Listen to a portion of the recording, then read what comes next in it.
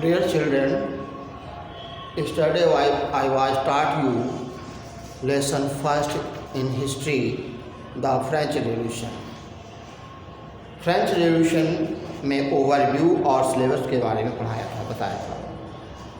आज today French society during the late 18th century के बारे में पढ़ाने जा रहे हैं। पेज नंबर 12 देखें। French society during the late 18th century. In the 1774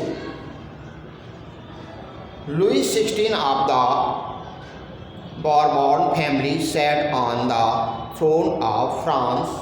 He was 20 years old and was married with the Austrian princess Marie Antoinette. कहते हैं 1774 ईसा में लुई 16 गद्दी पर बैठा था फ्रांस की, और जब वो गद्दी पर बैठा था वो 20 वर्ष का था और उसकी शादी कहते he was 20 years old was married with Austria। कहते हैं वह जब 20 वर्ष का था तो उसकी शादी ऑस्ट्रियन राजकुमारी से मैरीन आंतोआन से हुआ था।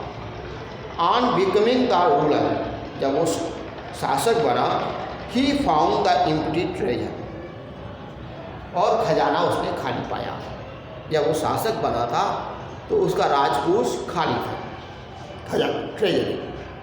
Due to a long years of war and an extravagant lifestyle that had drained out the financial resources of France, the cost of maintaining court at the immense palace of Versailles also added to the crown.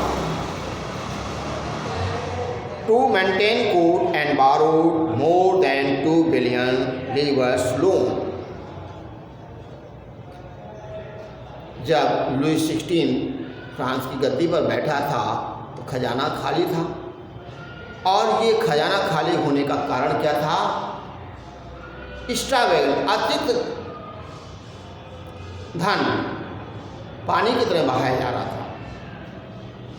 और उस समय 1774 before 2 billion levers loan, इस पर loan था। Under Louis XVI, France helped the 13 American colonies gain their liberation from their common enemy, Britain. The war added more than a billion livres to the royal debt, finding the situation critical. Credit lenders of the state enhance the interest 10% on the loan। अब देखिए, मैंने आपको बताया था America में Britain के 13 colonies थी और फ्रांस की भी कॉलोनीज थी, लेकिन उनकी संख्या कम होते हुए भी ब्रिटेन की लिबर्टी के लिए या आज़ादी के लिए इन्होंने सहयोग प्रदान किया था। फ्रांस कॉलोनी वालों ने उन्हें सहयोग प्रदान किया था। और अंडर द लुई 16, जब लुई 16 के आधार पर या उसके कहने पर मदद प्रदान की थी, और किससे छुटकारा दिलवाया था? कहते हैं जो इनका एनिमी था ब्रिटेन, कॉमन एनिमी, एक समान रूप में कॉमन इसका एनिमी था, शत्रु था। और the war added more than 1 billion, और जब युद्ध में कोई भी होता है, चाहे हम हो या आप हो, तो पैसा अनाप शनाप धन की बर्बादी होती है। तो कहते हैं वार एडेड, जब ये युद्धरत था ऑन फ्रांस, तो मोर देन 1 बिलियन, 1 बिलियन से अधिक इस पर ऋण था। Livre to the royal debt, सरकारी कर्ज। तो कहते हैं फाइंडिंग द सिचुएशन क्रिटिकल, इससे इसकी सिचुएशन बहुत क्रिटिकल होती जा रही थी। क्यों?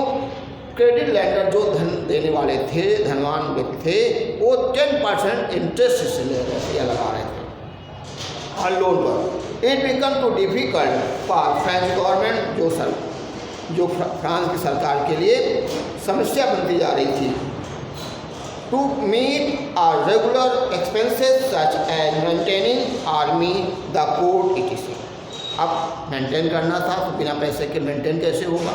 सरकारी खजाना में पैसा इतना था ही नहीं, अब मिलिट्री और कोर्ट को मेंटेन रखना ही था। तो thus the government was force to increase tax, तो सरकार ने, वहाँ की सरकार ने कर बढ़ाने पर जोर दिया। आप कर देखिए, however all these measures were not enough because only the member of third state paid taxes, इतना ही पर्याप्त नहीं था। और थर्ड स्टेट के ही लोग, जिसमें आम जनता आती थी, उन्हीं पर कर लगाए गए, और जो फर्स्ट और सेकंड ग्रुप के थे उन पर कोई कर नहीं लगाया गया। अब उन्हें फर्स्ट और सेकंड में कौन लोग होते थे? सामंत, पादरी और कुलीन वर्ग के लोग, इन पर कोई कर नहीं लगाया जाता था, इन्हें जन्मजात छूट प्राप्त थी। कहते हैं the society of the state was part of the feudal system that added back of the middle age. The term old regime is usually used to describe the society institution of France before 1789. अब structure of social state of France society in 18th century. अब समाज का ढांचा कैसा था before 1789 के? कहते हैं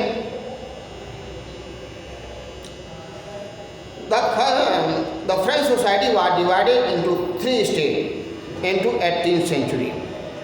The first state, the clergy, पहले में कौन आते थे? क्लर्जी, पादरी वगैरह आए थे।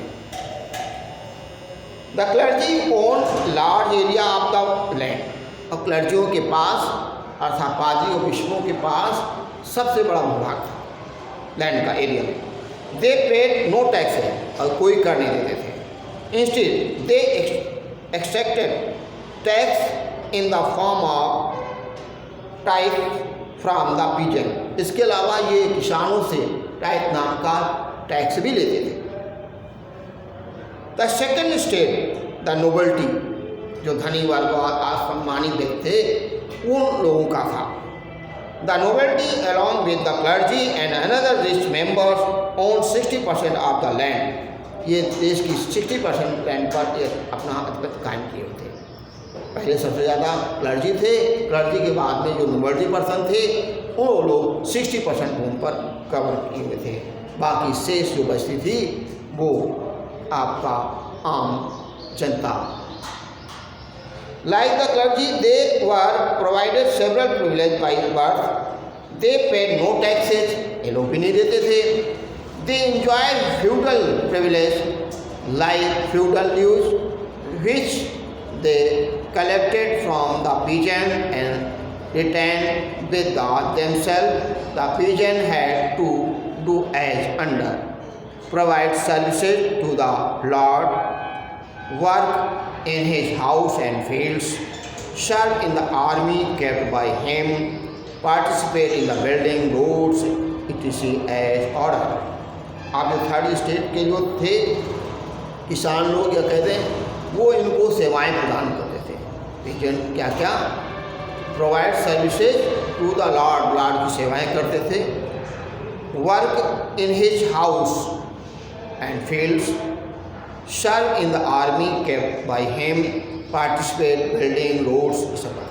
थर्ड स्टेट में देखिए द पीजेंट जो थे, the peasant made up 90% of the population था। Only the small number were the owner of the land which they cultivated. They were only member of the society who paid taxes to the state. These include a direct tax called tithe, which were paid direct to the state, and the indirect tax on the articles of the daily consumption of the salt or tobacco, the honors of the financial activities of the state was borne by the third state alone. Thanks. Next day.